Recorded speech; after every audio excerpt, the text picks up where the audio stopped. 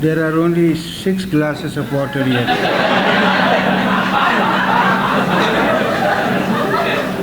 I wish there were 7 to coincide with the 7-up I have been drinking.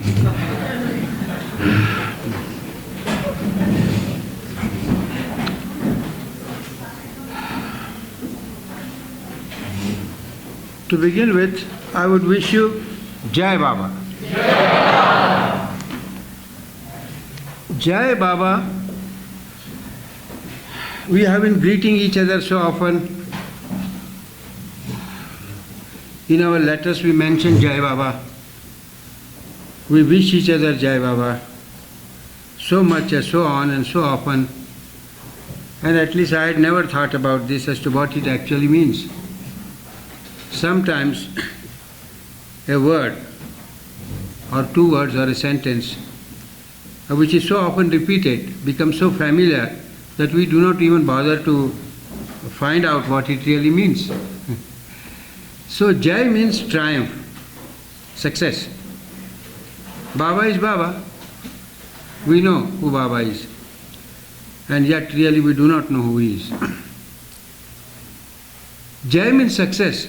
So do we wish success to Baba? Do we wish triumph to Baba? He is always triumphant. He is himself success.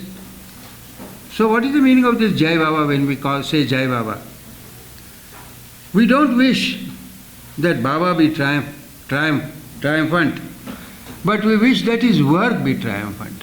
His work for the benefit of humanity, for which exclusively the avatar takes birth once between 700 and 1400 years. We pray. We cannot pray for him, we can pray for his work, because the work pertains to the humanity, entire humanity, and it is carried out and done in illusion. That is all for Jai Baba. Now let us try to understand what this avatar Meher Baba means. Avatar, Meher, Baba. Now let me say that Meher is his personal name. It was usually Meherban, but later when he was called as Meher Baba, that Meherban was changed into Meher Baba. Baba is a term of respect. It is just a prefix. It doesn't mean anything. It means something like father, like a great man. Anybody is called Baba in India. When they say Baba, Baba, it can mean anything. It can mean teacher, master, a senior friend, or father. So Meher is his personal name, Baba is a prefix of request, and Avatar is his spiritual authority. That is the spiritual status. Avatar, Meher Baba, all put together becomes what we know as the avatar of the age.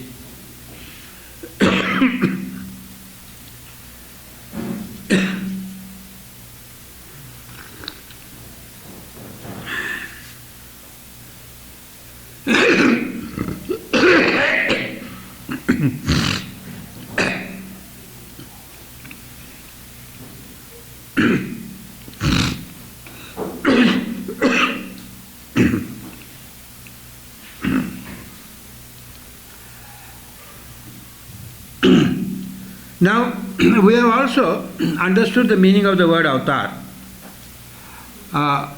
Nowhere in no religion this avatar is really so much dealt with as in Hinduism.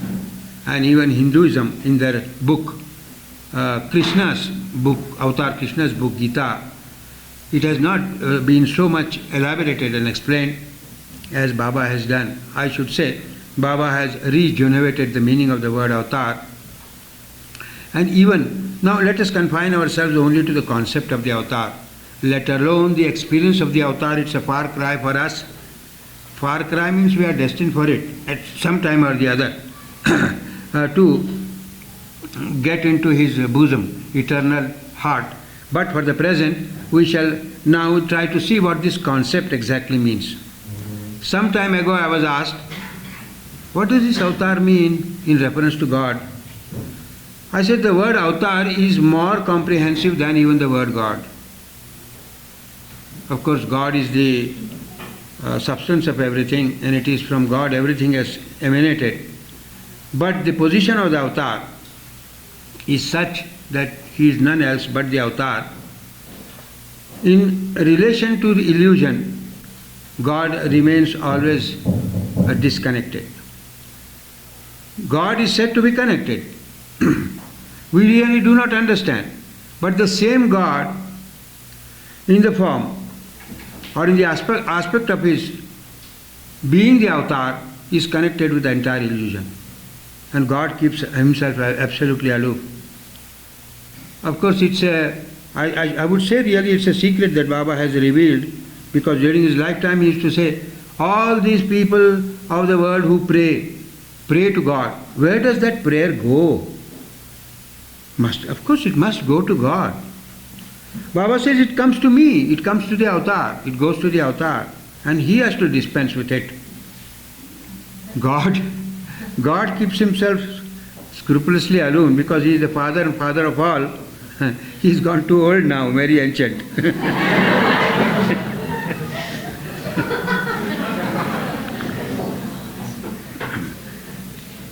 We can say he has almost retired from illusion and given his charge to the avatar. Before the avatar came, God was in charge, and after the avatar came, everything has been given in charge of the avatar, and avatar is none else. He is not any other at all. He is the same, but in his aspect as the avatar. So the avatar word includes God and creation, both put together, whereas God is God. So I say, God as God is not man. That means to say, well, we shall get to the meaning a little later. God as God is not man. And the same God as man is not God. He is only the avatar, who is God and man at one and the same time, who brings down God to become man and raises up man to become God. In these few sentences, according to me, lie the spiritual status of the avatar and also his entire work.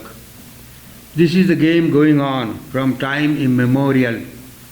It will go on till the endless time.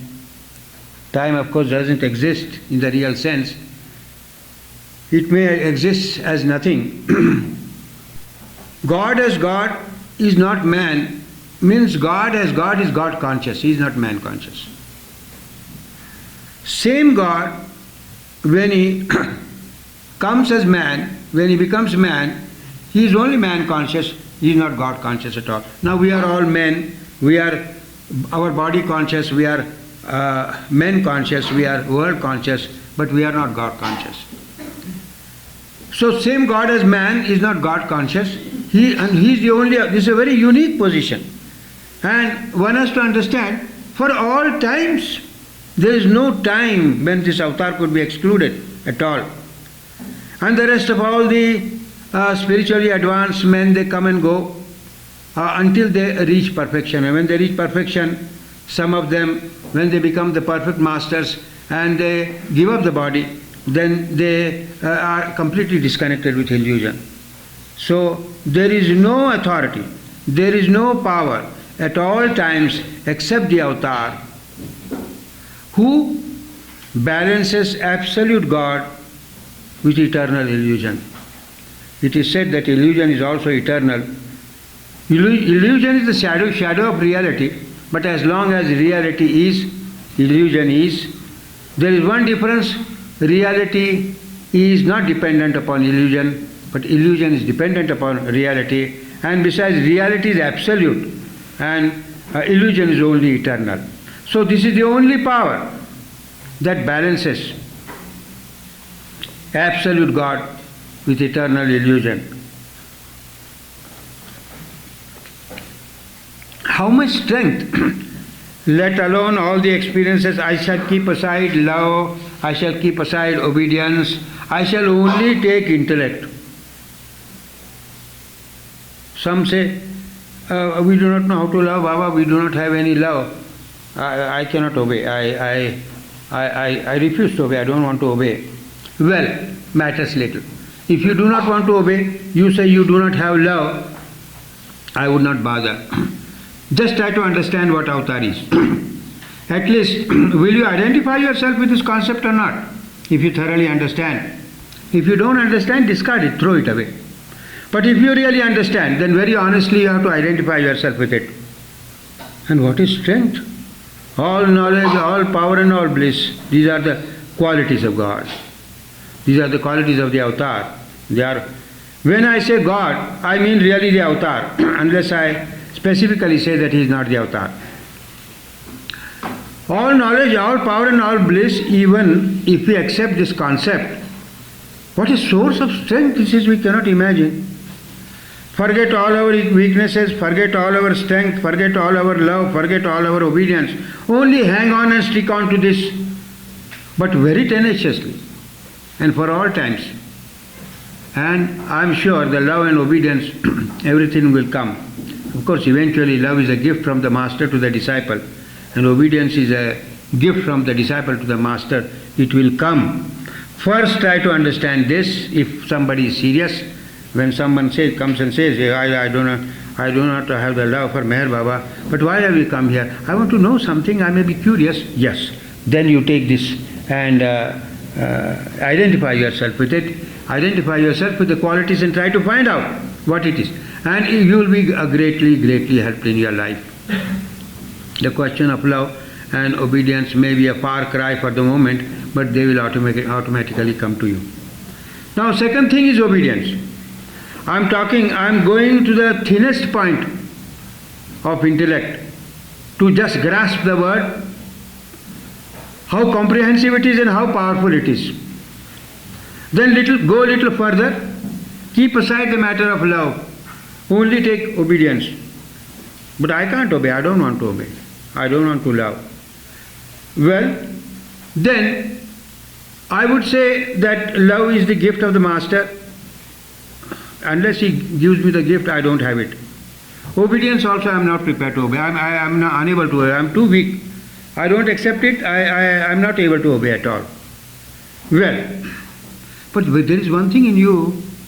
If you want to know something about a Meher Baba, if you are really curious, then what happens? Then you have to find a way and means by which I will be thoroughly able to understand him, and then I am not prepared to obey. But you can take a decision in your life. And the decision is entirely taken by your free will. It doesn't need even love. To begin with, it doesn't need obedience. But I take a decision, I decide today to obey. Well, if I am really very firm, then Baba says that it is even greater than love. It would become a gift to the master from the disciple. But it is not easy.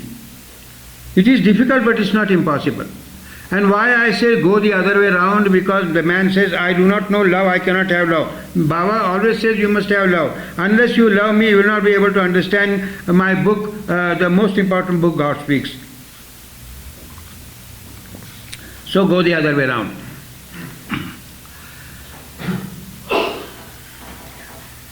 And if you decide for yourself today and never to change your decision, I am sure it will lead you to the same center. It will be a different way. You set aside that matter of love altogether because you cannot align yourself with it and just obey in the sense.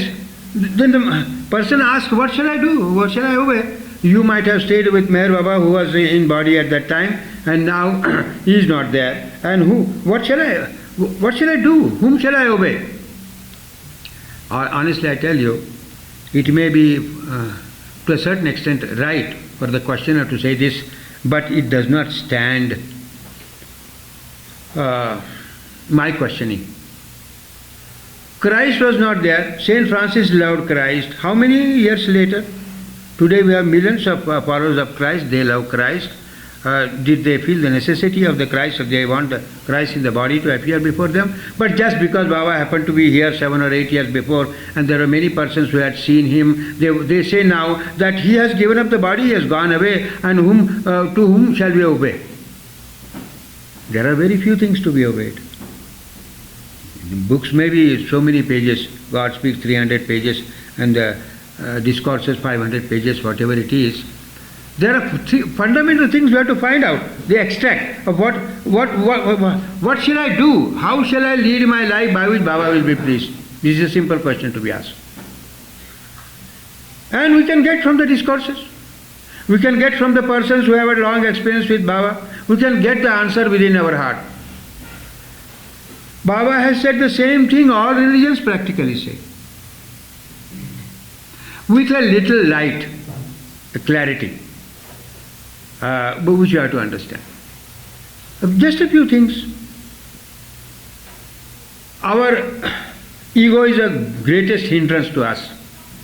But what are the different ramifications of this ego which you have to tackle? It is our craving, it is our lust for money, lust for woman,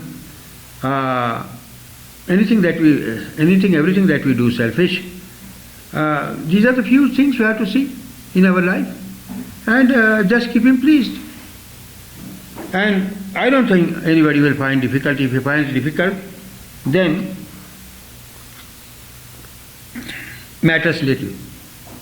He should be sincere to the core of his heart. If he is sincere and if he tries his best, then Baba always helps. One man wrote me a letter that I do not know, Baba, whatever I have decided to do a certain thing under the certain circumstances, at a certain time, under the certain circumstances, I decided to behave in such a manner. But when actually I am confronted with the circumstances, I am not able to do it at all, and I feel very much frustrated. And in spite of my trying best means that man must have spent a lot of his time and lot of his attention to just follow his own decision and to obey Baba. But he was absolutely unsuccessful. And then in the end, I went and read that letter to Baba, and Baba said, "Tell that fool, this is my will."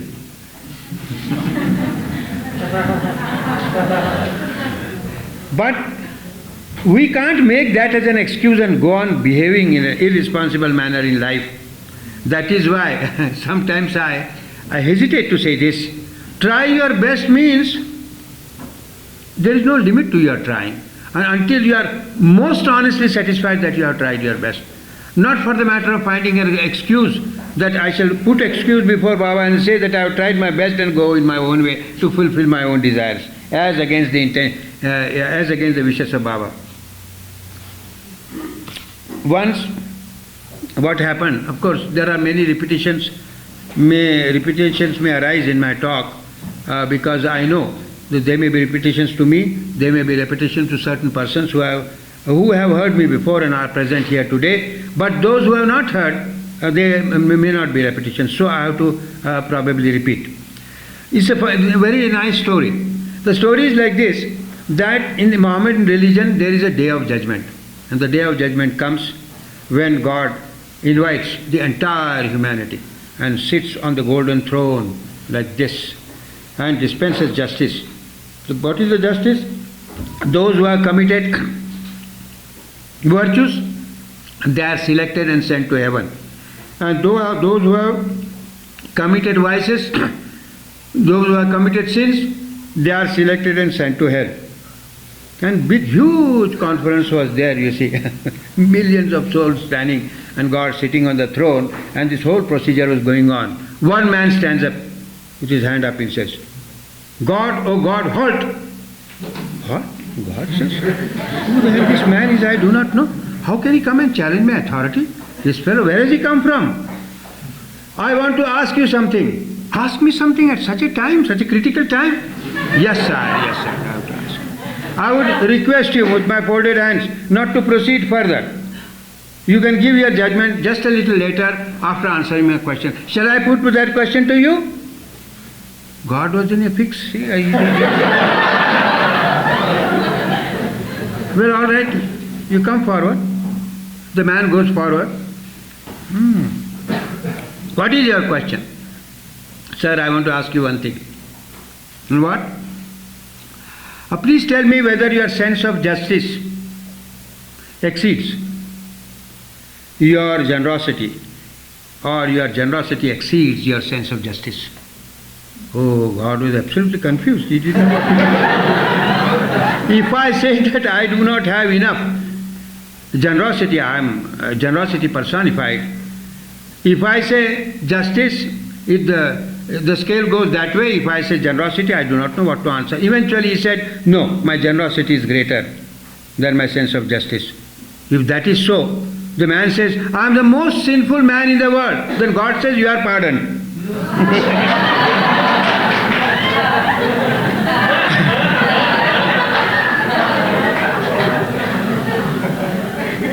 Among the multitudes of crowd there present, they just held a small meeting between themselves. He says, oh, this man has gained all 100% pardon. Why should we not try? Let us stand up and ask questions and get a release from this, because we would be saved from going to heaven, because we have committed many, many sins. Almost all agreed. A number of them agreed. Then a wise man came forward and said, you fools, you will not succeed. So why? Do you have that conviction in you? What conviction? That God is identified with generosity so much? Think 10 times before you ever venture it. Otherwise you will have to go you will be condemned to heaven for twice the length of time that you would have been before, if you try this without having the conviction about him. Then they thought over, yes, we do not have the conviction. Now what I want to say is, this man was pardoned just because he had that conviction. Such a great, unassailable, unchallengeable conviction. He was prepared he did not know whether God would really respond. It was such a great risk that he took. Look at the strength of his conviction, that at such a moment he came forward and asked God, if somebody has got it, he can try. Otherwise, all of us should submit and obey and not prepare ourselves to go to hell. Of course, hell and heaven, according to Baba, does not exist in the sense they are represented in different religions. They are only the mental states of mind. But who knows, hell and heaven represented in the different religions, and the mental states are more poignant and maybe a greater suffering, we do not know. As somebody says, MeherBaba says, no sex, I don't know. God has created all this, I must go and have the pleasures of life. I don't recognize any sin. Sin doesn't exist for me. Why should I? He may call it sin, I do not call it sin. Well, then I tell him, Bible calls it sin, but MeherBaba doesn't call it sin. He calls it an error. It's not acceptable to. But MeherBaba says error may be more serious than a sin. No, I don't want. It may be error, it may not be error. I do not want to just accept this at all. And I will just lead my life in the way I please. How to explain this man the importance of Baba's instructions? And he wanted to just really obey. But there is something came in his way which he could not. Then I asked him a question, do you want binding or do you want freedom?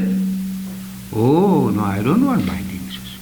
Sin was a different thing and error was something else, and binding is more. He says, I do not want binding, I want freedom. Then I said, if you want freedom, MeherBaba says, do not do this. Oh, I shall consider this now. I shall consider. That is how it is placed and put, and it becomes acceptable to them.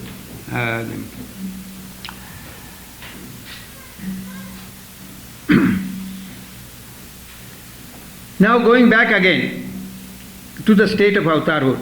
Now let me just place before you that Muslims and Muslim religion, they are very orthodox, they are very fanatical about their religion. But one Muslim who came and attended in the 50s conventions that were held at Meherabad, he was so impressed that he went and wrote 2 books. He was a man from Pakistan, his name was Sahib Asmi. Sahib Asmi is his pen name.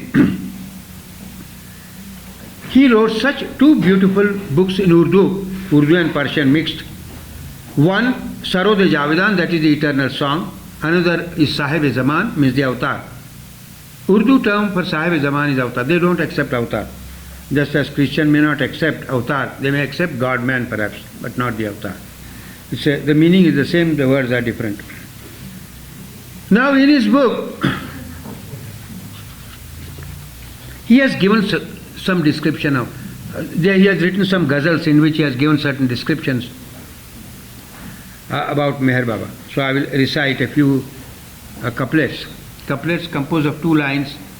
That ghazal, you see, contains 17 couplets, but just as few which I remember, I will just recite and translate in English. As to what height the thoughts of this man could really soar, and he must have had some experience when he came and attended the two congregations, not conventions, at Meherabad, that he went and wrote these ghazals. One ghazal he says, Meher Baba Kutub-e Alam Mazhar-e Noor-e Khuda Mard Haq Insan Kamil Tajdar-e Dosara.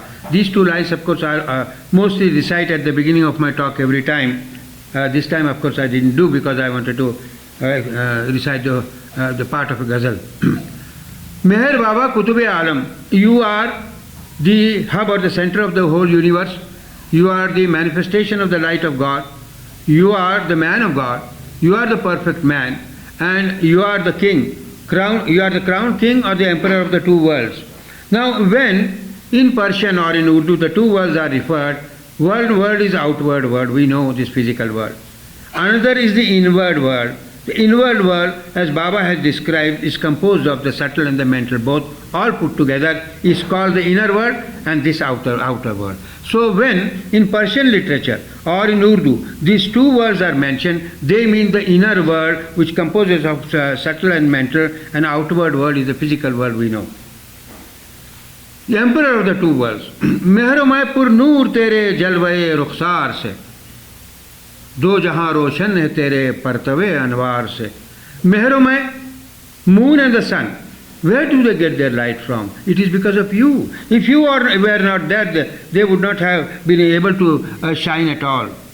Meher pur noor tere jalwaye rukhsar, do jahan roshan hai tere partave anwar se. The light which you see in the 2 worlds, the inner light also. Inner light is far more powerful, the subtle and the mental we do not know, but we have read something about it in Baba's discourses, and God speaks. So all this light, it is because of you. If you are not there, there would be no light there at all. Meher Baba, you see, you cannot imagine a Muslim ever saying this, which I will really recite to you in the next couplet, that he is likely to be cut into pieces by Mohammedans. They are so fanatical about it. And this man said, he writes it and he publishes it. He could not publish it in Pakistan, so I got all the printed forms in India and I published those books in India. He said, Meher Baba, Meher Baba tu Khuda, Meher Baba, you are God. If he were to utter an assembly of Muslims, I think he would immediately be slaughtered right there. Meher Baba tu Khuda tujme hai jalwa gar Khuda. You are God and in you God is manifested. Meher Baba tu Khuda jalwa gar tujme hai jalwa gar Khuda. Meher Baba surat-e insan ho to haknuma. Although you may have a face of a man, that means it means the form of a man, not the face. That's the way of expression. You have the form of a man, but you are the gateway to God. You are God manifested. You can guide us to God. Tu hai Swami Ram Tirat, tu hai Nanak, tu Kabir. Swami Ram Tirat was a great saint of northern India. He hailed from a place called Lucknow. he had written quite a number of books, and the title of the series of books was called In Woods of God Realization. Whenever his name was mentioned, Baba used to be very pleased about this. He says, Tu hai Swami Ram Tirth, tu hai Nanak, tu Kabir. Nanak is the Guru of the Sikhs. Kabir, you know, the perfect master of the central Maharashtra. And you are all that. You are Nanak, you are Kabir, you are Ram Tirth. Tu hai Nanak, tu Kabir.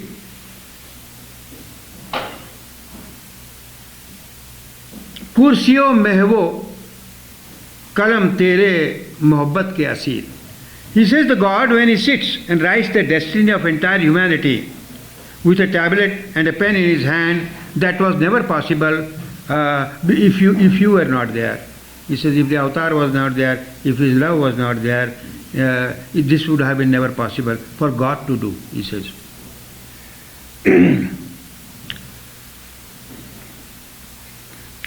And further on, still more powerfully he says,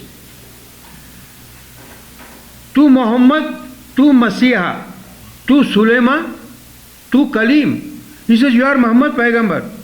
If he utters before Muhammad is finished, he would immediately be made disembodied.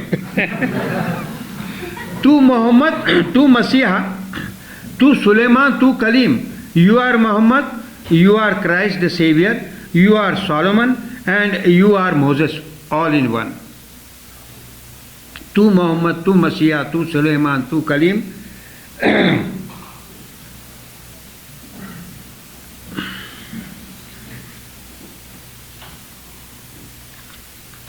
He goes on saying on and on like this. And further on he says, Tu Shahanshah do alam, Badshah kainat. You are the king of the two worlds and you are the emperor of the entire creation. Tere nizdara hone se mujmar hai nijat. He says to come within the orbit of your love is to get salvation, is to be completely freed from illusion.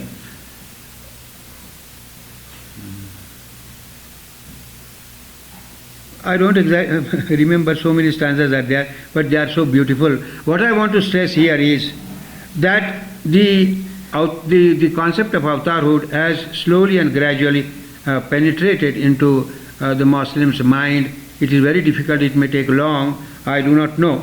But they believe in the Prophet, as the Christians also do not believe in the avatar.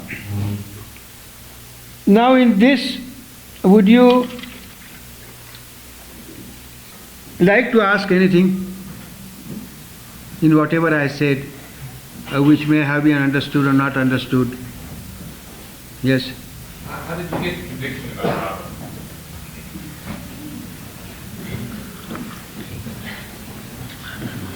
This is the question you are asking in my response to my...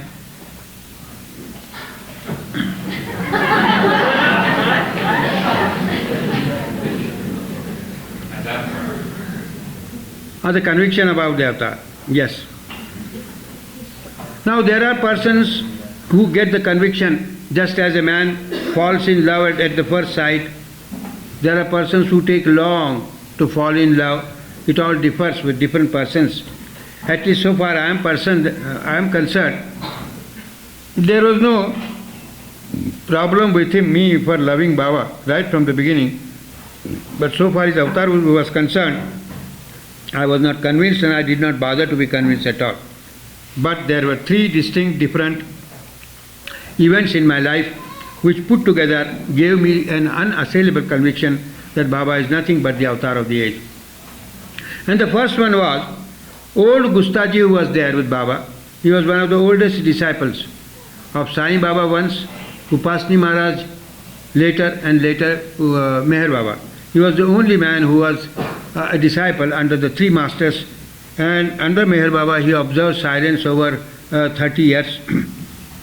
So once he told me in 1922 in Manzil-e-Mim, he said, do you know that Meher Baba, when he was blessed by Baba Jan, and later on he went to first take darshana of Sai Baba, and he prostrated himself before Sai Baba, and when he got up, Sai Baba said, Parvadigar, that means you are God.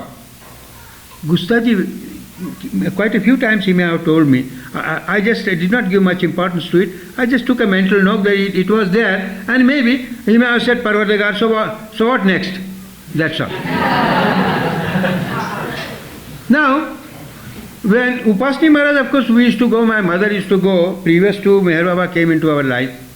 And whenever Upasni Maharaj came from Sakori, 50 miles away from Ahmednagar, he always entered into a small prayer room which was kept as Upasni Maharaj prayer room for a time, and later on Upasni Maharaj said that you must turn this room into a Meher Baba room.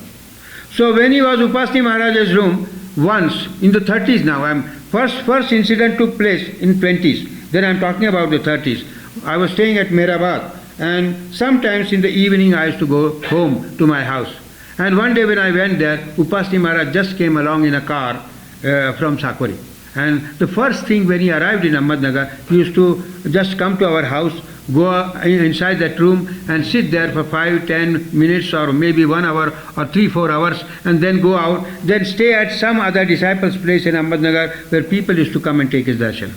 Now on this specific afternoon he came along and I was there. My mother Gulmai was there. When he stepped down from the car, he just went naturally into that room, and I followed and Gulmai followed.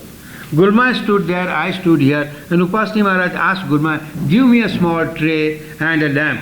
Tray and a lamp is only called for when an arti is to be offered.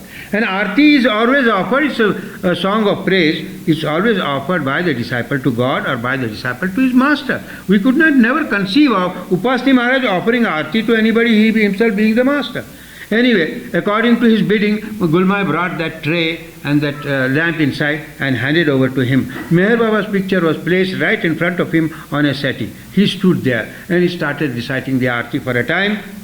And I was wonderstruck, I do not know what was happening. And at the end of this arti, I do not remember, it was his own some arti, Marathi arti. And then he turned his face and asked me a question. Adi, do you know? I said, what, sir? Do you know who Meher Baba is? I said, sir, you must know Meher Baba because you are his master much more than I do. I know Meher Baba, but I couldn't know Meher Baba more than you know. Do you know he is the avatar of the age? Oh.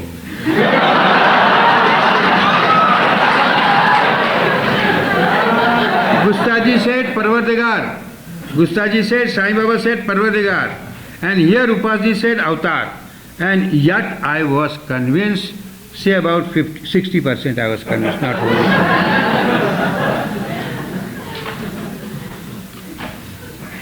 Later on, I don't specifically remember, it was at, some say it was at Hamirpur, some say it was at Dehradun, some say here or there. I don't know. I definitely know that Baba declared himself as the avatar. And then when I heard this, I put all these three things together and my conviction became ever established that Meher Baba is nothing but the avatar of the age. And I went on publicizing Baba to be always addressed as the avatar and not Shri Sadguru or Sadguru Meher Baba, nothing of that sort. To impress upon the minds, I used to get letters with the same old address, Shri Meher Baba or Shri Meher Baba or Meher Baba, or Shri Sadguru Meher Baba, I used to return those letters and ask them to address avatar Meher Baba, and then I would only receive the letters, open and respond.